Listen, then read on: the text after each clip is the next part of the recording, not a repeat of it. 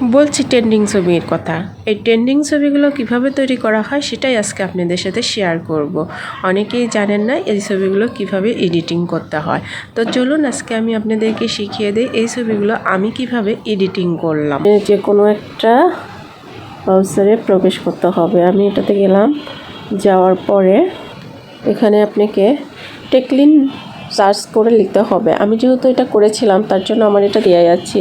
বানানটা দেখেন TECHLEIN, টেকলিন, এইটা আমি দিয়ে দিলাম।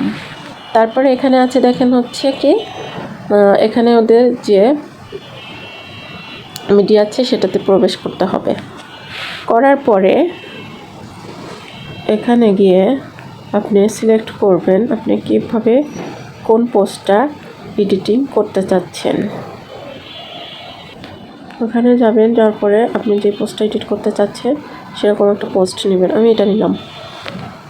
নেওয়ার পরে আমি চলে যাব এখানে। এটা স্ক্রল করে নিচে নামতে হবে। এই পোস্টটা যখন আপনি সিলেক্ট করবেন তখন এরকম আরেকটা অপশন আসবে, তখন আপনি এটাকে স্ক্রল করে নিচের দিকে যেতে হবে। তো আমি স্ক্রল করে নিচের দিকে যাচ্ছি।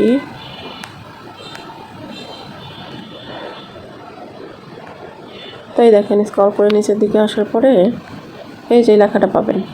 যতক্ষণ না এই লেখাটা আপনি না পাবেন এতক্ষণ আপনি কী করবেন, স্ক্রল করতে থাকবেন। তারপর এটাকে কী করবেন, কপি করবেন। এই যে আমি কপি করতেছি।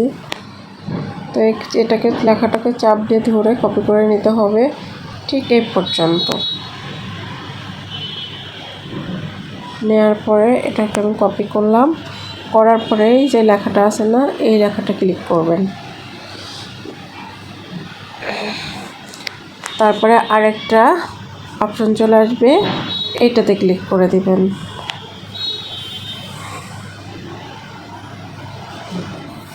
ক্লিক করার পরে আপনাদের সামনে আর একটা পেজ আসবে। আর একটা পেজ আসলে আপনারা যে এখানে লেখা আছে গেট স্টার্ট, এখানে গেট স্টার্ট দিয়ে দিবেন। দেওয়ার পরে আপনাদের সামনে আর একটা পেজ যোগ হবে। তখন এই যে এখানে দেখতেছেন এখানে একটা প্লাস চিহ্ন আছে। প্লাস চিহ্নটা ক্লিক করলে এখানে আপলোড ফাইল আসবে। আপলোড ফাইলটা ক্লিক করলে এই যে আমার ফাইল চলে আসলো।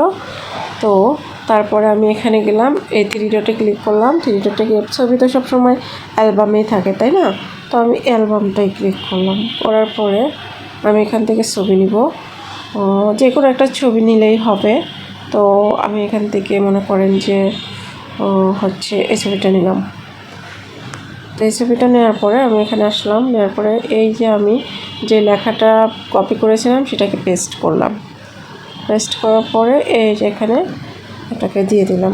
খুব অল্প সময় কয়েক সেকেন্ডের মধ্যে দেখেন আমার এই ছবিটা অন্য লুকে রূপান্তরিত হবে।